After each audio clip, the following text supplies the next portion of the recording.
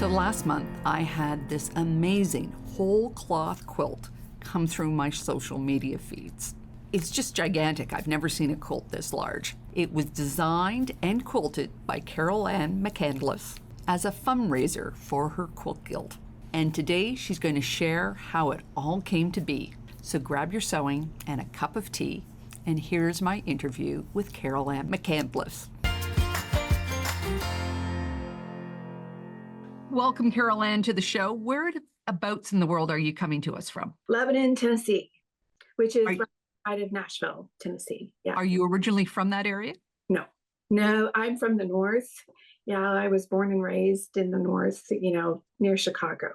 Yeah, Lafayette, Indiana was where I was born, and spent a lot of time in Illinois, raising my kids and all that good stuff. And I came to Nashville in 2001, a good long time ago. Longest I've ever been anywhere. What took you to Nashville? A marriage. Yeah. And I'm so glad, because I had experiences that I never dreamt that I would have before. I worked at Ethan Allen. So this is the first time I could do interior design.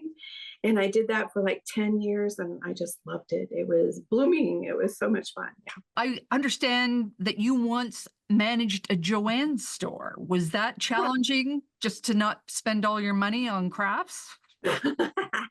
So, yeah, well, I still spent a lot of money and I still hoard some of those things. I loved working at Joann's, and it was a smaller Joann's store. This was in Decatur, Illinois. For several years, I was there and their manager. It was great fun. A lot of our customers came in and go, Carolan, will you help me pick out some quilt fabric? I'm going to do this one thing. So I did that a lot. Yeah, it's super fun. That's one of my favorite parts about quilting, is picking out the fabrics. You mentioned that you worked for Ethan Allen. Tell me about how you slid into interior design. So whenever I moved here, starting job hunting and everything, I got offered Ethan Allen job, and I got offered a management job at Hancock Fabrics, both in the same day. And so I'm like, ooh, management is like an 80-hour week thing. Been there, done that. I think I'm going to explore interior design. So that's how that went. And it exploded. With the blessings of God, I was good at that. It was a natural thing. So when did you start quilting? So I got my longarm, which was a handy quilter at the time, Advante. My husband told me I could buy one as long as it was 0% interest. And this was in 2012. Actually, August is whenever I got it. It arrived on an 18-wheeler. It was very heavy and all of that good stuff. And the guy, thank God, the delivery guy he was very, very nice. And I'm like, could you please just take this up to my bonus room? I'll pay you, I'll do whatever, because it was totally on me to get it all put together. So, I did it. I did it all by myself, except my husband lifted the machine up for me. So that was really, really cool. But I knew that I had wanted a long arm quilting machine back whenever I worked for Joann's in the 90s. I just knew that was a thing. So the interior design was like in between those two areas. So I finally was backing off of interior design and just, launched to head back into my quilting world. Yeah. So did you piece first? Did you make blocks and that type of quilter, or did you just go straight into long arming? So no, I started sewing on a sewing machine when I was 7 years old. And I had, it was a Barbie doll thing. I just wanted to sew. I wanted to do whatever. And my mother, I said that I bugged her for like a solid year before she finally let me sew on the sewing machine. And she told me at the time, if you sew over your finger, don't you come hollering at me. So I made sure that didn't happen. So I was really loving that part. And so I just always did in high school. That was back whenever we had sewing classes, clothing classes at high school, and so I would sew garments and everything. I even wore my garments, that I sewed, and I would babysit so I could buy fabric so I could sew something. It was always there. And then I had my senior year in high school. I walked to high school. It was like maybe a half a mile, and then the other half a mile to the local flower shop. So your senior year in high school, you could work half day and go to school half day. And that was part of a program that they had. And that's what I did. So I started working at the flower shop and loved that. I learned so much and I loved it. Many, many years I did floral design too. Always artsy fartsy. Can't stop. So you made it on my radar because I saw this beautiful, stunning, large quilt go through my Instagram feed, and I immediately wanted to learn more about it. Could you just tell us a little bit about how the project came into your hands? That one was one that, you were asked, is this something you could do? And you're like, sure. And you have no clue what you're getting into. Nothing, because I had no clue. But I was just like, sure, we can do this. So what happened 2.5 years ago, a design firm from Texas emailed Music City Quilters, which I belong to, also belong to Lebanon Peacemakers here in Lebanon. So they got a hold of our president, and she immediately got a hold of me because she's like, Carolan, I'm not tooting my own horn here, bless the Lord, but she's like, you're the only one that could do this. So is this something you even want to do? Because, it was out there. So she let me look at it and everything. And I'm like, sure, I think we could do this. So they had the design firm is Mars, capital M, small a, capital R, capital S. And that's the interior design firm. This monstrosity is at a place called Rosette Apartments. They're very high-end posh apartments right by the Bluebird Cafe in Green Hills, which is a part of Nashville. The high-rise was being just started the 2.5 years ago. So there was plenty of time for us to, talk back and forth and, decide what we wanted to do. But they had sent pictures that they found on the internet of things that they wanted to have happen. And there's also another one that I designed, and it's very modern. It's straight lines and a lot of blocks. That is a 5-panel one that's on the 5th floor. The one that I did for Music City Quilt Guild is on the 1st floor. And you go right into the doors and it's obviously there. It's like a huge wow. I cried the first time I saw it because I was just like, it's unbelievable the way that it wound up looking up there, Well, it That's is how it stunning. started. You deserve all the praise. It's just breathtaking. Like it just took my breath away when I saw it. How big is it? So it is 79 high by 125 inches wide. Yes. And it wound up being, they wanted it a little bit longer, but 125 is all that would fit on my 12-foot long arm. So I couldn't do any more, because you have the space of the machine and everything. So I made it as big as I could. So what is it made of? Was that discussed, or they knew exactly what they wanted? Well, they knew that they wanted black and white. So from there, it was what we could come up with. It was one of those things that you had to go, fly by the seat of your pants, because there is nothing to lean on to help you get through. I drew this up for them to, okay, so this is what it looked like whenever I drew it up. And I gave it to them to be okay.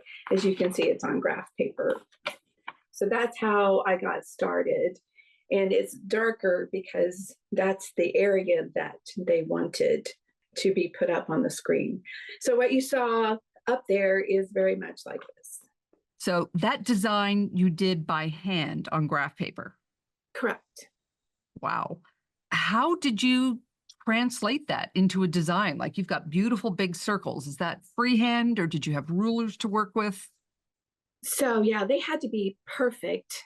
There's some rulers that you can get, you've done this all your life, even as a kid, in the middle and draw it around. Those were too big for, the throat of the machine. So I did a ton of rolling back and forth to manage that. I had asked them to print off this design onto as big as what it was. And they did that, and which I was very glad that they did that. However, whenever I got it, all of my little lines were a half an inch wide. Seriously, half an inch wide. And so I'm like, well, you can't transfer that. I was hoping I could just like trace it out onto my fabric, which is cotton sateen, by the way. I did not want to do just cotton. I thought that would be too thin. So cotton sateen, had a little bit of glossiness to it and a little bit thicker. And so I did the cotton sateen and 2 layers of batting. So, 80-20 on the back and wool on top. And then it was just a cotton backing, which was probably the best thing that we could come up with. I didn't want to do full blown like interior design fabric, thicker stuff, because that would have been too hard on my long arm to do that. I knew I was going to do 12 weight thread because it was just going to, show up the best. But little did I know that transferring this was going to be a nightmare, because any of my transfer pins, so you have the blue water erasable, you have the purple air erasable, you could do chalk, but I couldn't use colored chalk because it's on white, so you can't use white. Everything that I could possibly think of to transfer my design did not work because it would not come out of the white cotton sateen. So what I wound up doing was the yellow quilters transfer paper. It's kind of like tissue paper. I had laid that out on the sheet that they gave me, which is in sections. So you have to, tape all that together. And then you have to tape all of the yellow paper together to make it that big, the 79 by 125, and then tape it to it so it doesn't move, da da da. And so what I wound up doing was just tracing onto the yellow quilters paper the basic layout. So just, registration marks of sorts. So all of my circles, basic straight lines, and just went from there. So then I put the yellow paper on top of my quilt on the frame. And then I took my long arm and I literally stitched on top of the yellow paper, which I have done before. So that wasn't a very hard thing to do. To get some of the smaller ones, details that I wanted to make sure that I got correctly was I used a number 2 very hard pencil and very, very lightly drew in some things. And therefore I could erase that very easily. So that's how it all finally came together. And God bless anybody who wants to try it. So how long did that take to figure out? Oh gosh, several days. And even I knew I would have problems with my long arm.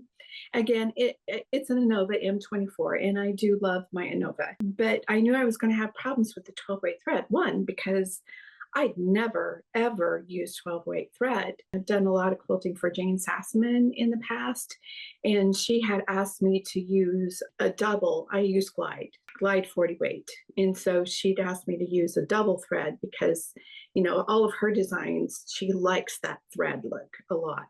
I couldn't do that. I needed it to be heavier. And so I had to play for several days to get it. And not only that, I had to find the right thread, because 12 weight thread, it doesn't come in a glide. It is only going to come in a cotton or a poly covered cotton, but you're still going to have that cotton, which means you're going to have all these little bitty black teeny tiny threads going down into your machine, all the furry pieces.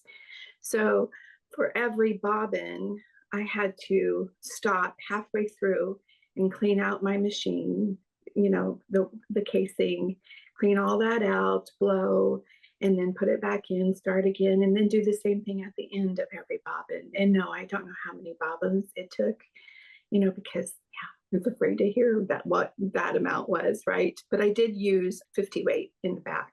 That would be easier to do. Right. So it wound up being really perfect once I finally got my tension right. What did you have to compensate for to make that 12 weight work? First of all, what size of needle did you use? So that I had to go to a 20, which I did not have. Had to order that. Yeah. I never even heard of a size 20 needle. Yep. Let me know, give me your address, and I'll be glad to mail you some, because I had to order a bunch of packets just to get one.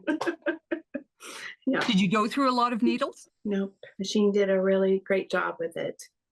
However, when it was all said and done, I did ask that Music City Quilt Guild pay for my machine to get maintenance, because I was afraid to not get it maintenance, because anytime that you have that thick of quilting done, your hopping foot height is going to adjust no matter what. So anytime anybody even does a double batting, you do need to go back and measure your hopping foot, because whenever you don't have your hopping foot set at the right, which is a dime, just put a dime down there and set it. When you don't have that correct, it will cause your stitches to break or not. Your stitching's not right. So that is one of the things to always watch out for. But it was a good thing that I had it all done. So I did that because I donated all of this time. Music City Quilt Guild has all of the funds that came from this that we charged them for. Yeah, and they got a great deal. That's lovely. Yeah. That's lovely. So how long did it take for you to make it? It was just on the quilting.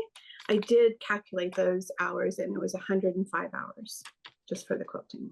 How many hours a day could you do this before you had to take a break? I'm like a horse with blinders, whenever it comes to doing any of my quilt projects. So I like get into it and I want to get it done. But I do need to, take some breaks too. So I would say usually around 6 hours a day. In the construction of this quilt, it's just a whole cloth quilt, but you probably had to put some pieces together. No, I could buy it big enough. Yes. Okay. Yeah. That solves a lot of so problems. it's like a home deck fabric. And did you need the help from anybody else within your guild for this? I mean, I would have loved it if I could have had some help, but there's just nothing that anybody could do. It's not a pieced thing. It's a quilting project.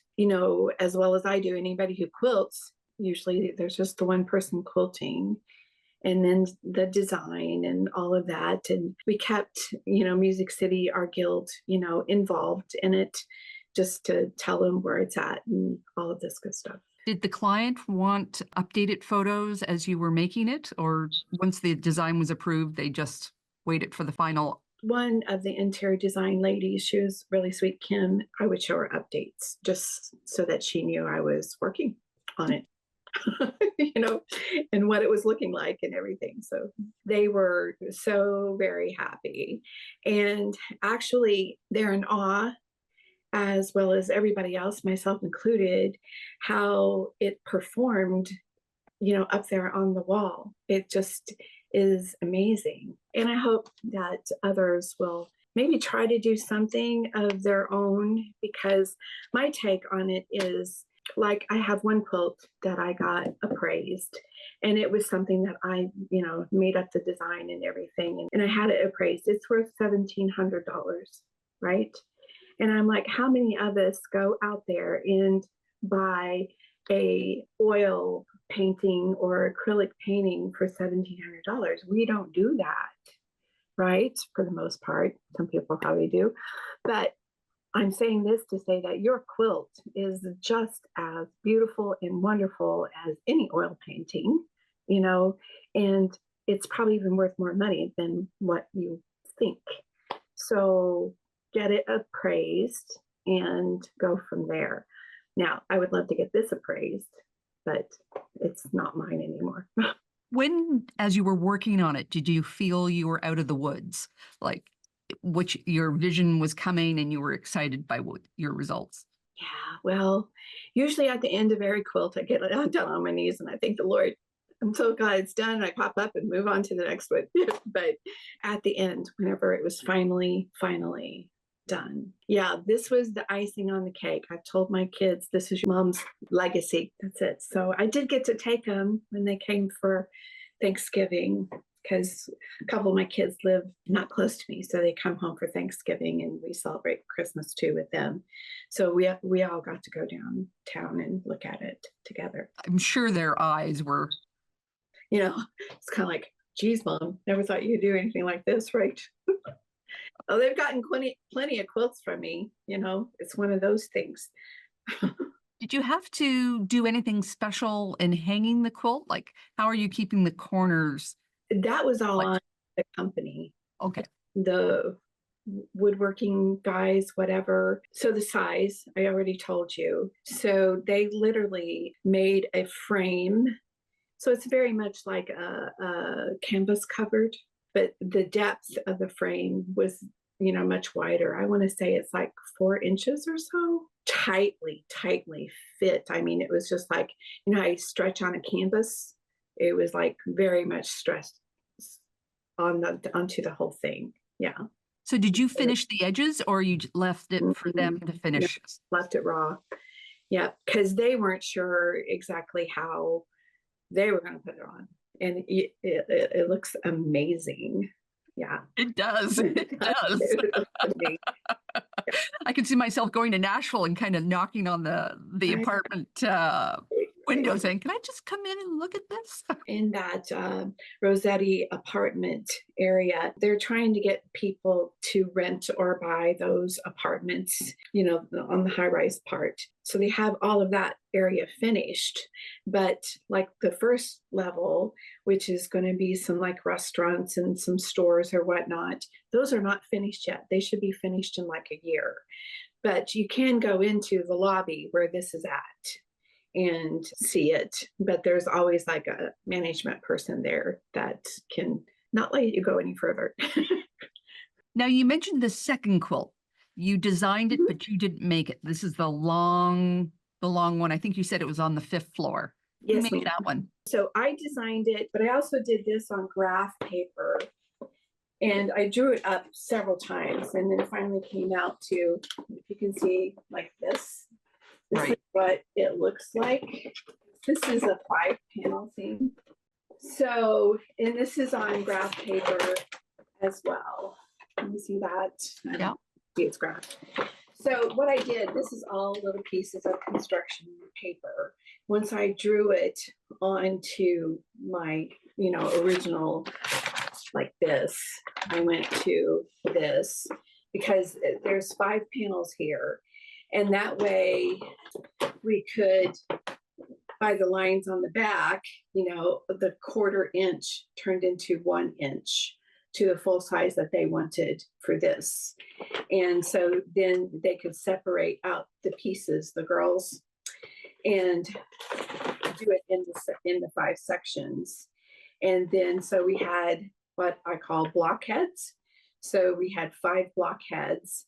I had a couple gals, Belinda and Barb, that worked with me, and they did a lot of taking over. Once I got it to this part, I'm like, all right, you guys got to do this part because I got to do this part. So I did all the heavy work for them and figuring out what each piece was going to be. And we had decided to use cherry wood fabrics. Probably everybody knows very much about cherry wood fabrics, which is a great fabric line, a little bit more expensive, all hand dyed, but we thought it would hold up well. The color of those cherry wood fabrics are just so vibrant, like they've got depth and dimension to them. Mm-hmm. Yeah, we knew immediately that we wanted to use their fabrics. And then the company chose the colors from cherry wood that we wanted to use. So just because I did these colors, they're kind of similar to what they wanted, but in the end, we used whatever colors of cherry wood that they wanted. So with all the black lines and very modern looking, there was like 5 or 6 ladies that in every block that was able to piece it together. So this way, the Quilt Guild got to be a part of this whole thing as well. And somebody else long-armed it? I long-armed several of them, but it's just straight lines, horizontal. So what's next after this amazing project? Has it given you any ideas for what your next one are? No, I'm just going to work on some things that I have started and want to finish, which is, a lot of quilt projects. Maybe you'll see them out there somewhere sometime, I hope, but we'll see. Yeah. So just try and work on my own stuff for a change. Yeah, I see that you're working with graph paper and that, so you probably don't use patterns or that anymore. You design everything yourself. Well, I try to do a lot of my own designing just with graph paper. I don't do computers. It's easier for me to, kind of get into it this way, but I love handwork too.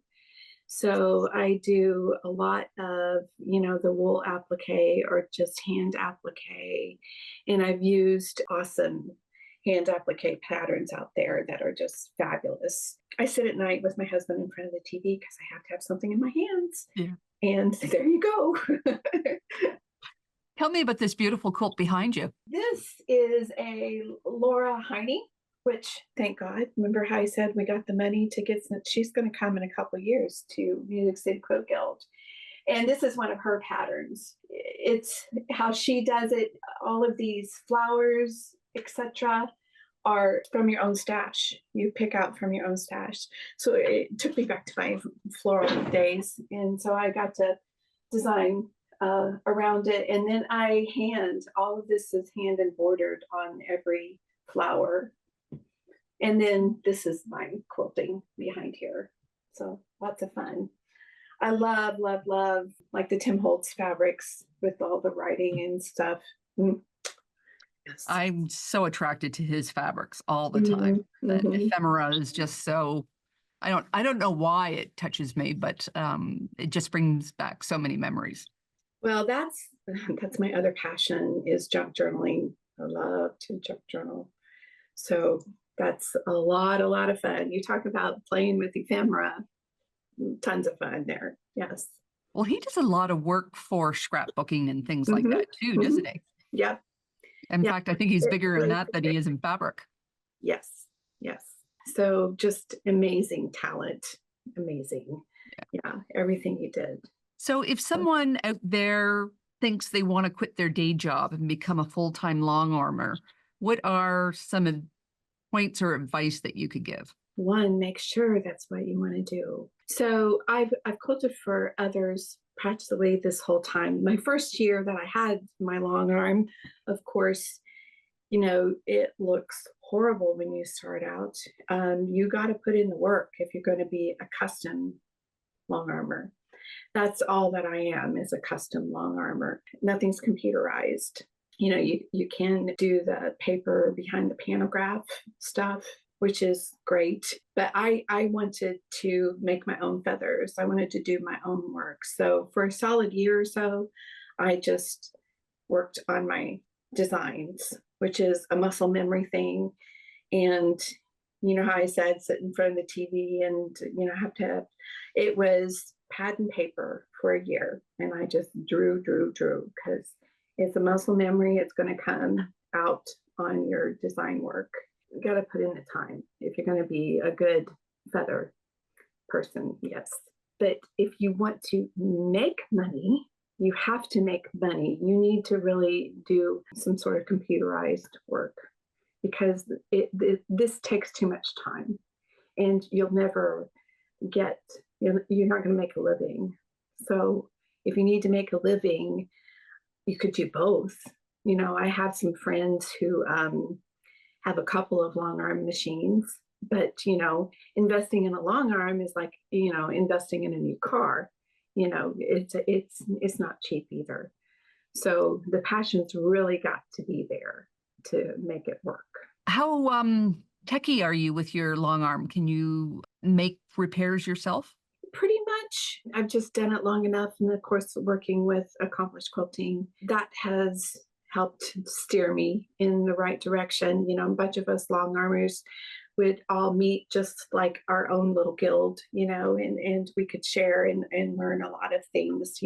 I pretty much know how to do the simple stuff whenever it comes to working on your machine. And whenever I taught classes, there were so many people that were definitely afraid of their machine. I mean, even a few people who doesn't matter what type of machine they had. They were like, yeah, I've had my machine 3 years and I've only been on it 2 or 3 times. And I'd be like, what? One, they just didn't even need to be in my class because my class was intermediate. They didn't even know how to run the machine, so it was like, that's what I was teaching them. I wasn't teaching them any kind of design stuff. I'm like, this is how you do this. But I want to just say that, get some help to help you do that, because it is a part of, you being an artist and can draw through your machine. And there is nothing to be afraid of. One of the first things that if something goes wrong, it's probably the way you got it threaded. So take it all out and thread it again, and it's probably going to be okay. Do you like pre-wound bobbins? I've used them. They're great, but I still wind my own. I just do. It's just what I'm used to. I don't buy that. Well, I remember when I first got my long arm and I was struggling with it. There was a couple of things. It was during COVID. It was not a great time to get it, but the owner of the store came by and she immediately checked the tension on my bobbin. And I just sort of went, oh, there's something more I've got to worry about that I never had to worry about before. I didn't even thought about the tension on my bobbin. Yeah. If you don't have a toa, toas are like $60, $70. They are well worth your investment. So yet something else to purchase, right? But you can just lay the bobbin in your hand and pull the thread, and the bobbin should just stand up on its side, right? As you're pulling. If it's lifting up with your thread, then it's too tight. If it's laying down on its side, it's too loose. So you should be able to just pull that thread and let it just sit there in the palm of your hand. And that's good tension. I didn't ask you, what type of thread did you use? You said 12 weight, but what brand did you end up going with? It's Wonderfill spaghetti thread. Okay. And a size 20 needle. Yes, size 20 needle. That was the godsend right there. Yep, it wasn't until I put that 20 in there. So, yeah. I did a class on matchstick printing and they wanted us to use a 12 weight. And I found, like, they were talking about a jeans needle, a denim needle that they were using, but I had to go up one with the spaghetti. And I never even thought about even going up to 20. I think I went up to a 16. The 20 worked wonders. Really, really did. What kind of label do you use on your quilts? Oh, just anything, yeah. I tend to skimp on that, to be honest. Like I said, I'm just ready to move on to the next thing and kind of let that go, but I need to get better at that. When I'm dead and gone, what are my kids going to do? Did mom make this or not? I don't know. So yeah, probably need to. But that big, beautiful one, did you put your signature in there somewhere? I just signed the back of it because unfortunately right now, there's no signage that says where that came from or my name or anything. Yeah.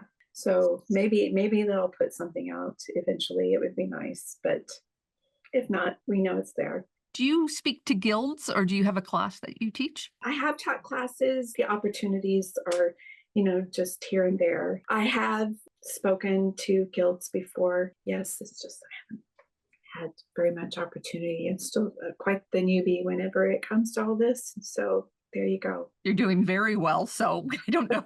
Don't worry. It's all going great. Okay, well, good. Thank you so much for being with us today. If people want to get a hold of you, how can they reach you? Facebook, Instagram, danceswithlongarm@yahoo.com is my email.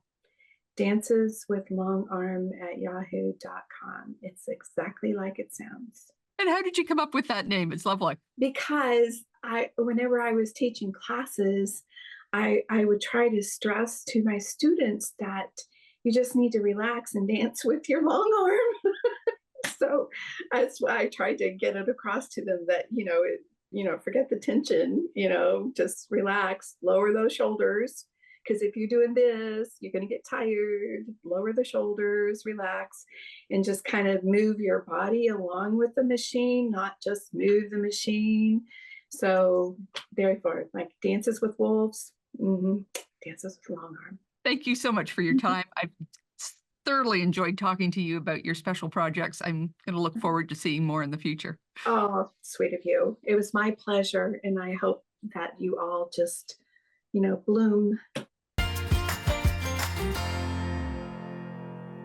I hope you enjoyed my interview with Carolan. She has really inspired me to improve on my long arm skills. And maybe I will even experiment with a 12-weight thread and a size 20 needle. If you are interested in reaching out to Carolan, I will leave her contact information in the video notes below. Next time you're in your sewing room, be sure to have Karen's Quilt Circle playing in the background. I have interviewed so many interesting people on this show. Let one inspire you. Take care, and I'll see you next time.